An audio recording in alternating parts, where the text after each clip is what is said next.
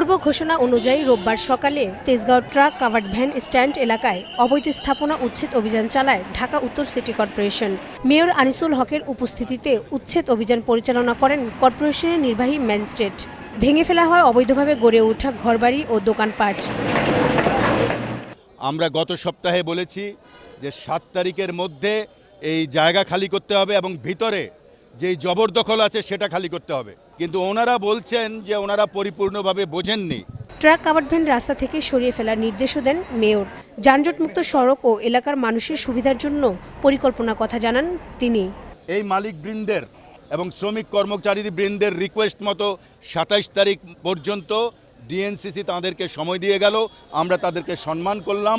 তো সরকার চায় যে এই জায়গাটি মানুষের যেই জন্যে তৈরি হয়েছে সেটা হোক, এখানে কোনো ট্রাক স্ট্যান্ড হবে না। তবে ট্রাক কাভার্ড ভ্যান মালিক সমিতি বলছে, যানজটের জন্য শুধু ট্রাক কাভার্ড ভ্যানকে দোষী করে লাভ নেই, অন্যদের বিরুদ্ধেও ব্যবস্থা নেওয়া উচিত। ঘোষণাটা অস্পষ্ট ছিল, এটা আমরা ভিতরের লোকজনকে ওইভাবে সতর্ক করি নাই। যানজট সৃষ্টি করার জন্য অনেকগুলি কারণ আছে, কিন্তু সেগুলা পাবলিকের চোখে পড়ে না। চোখে পড়ে সর্বাগে পড়ে ট্রাক কাভার্ড ভ্যানের চোখে পড়ে।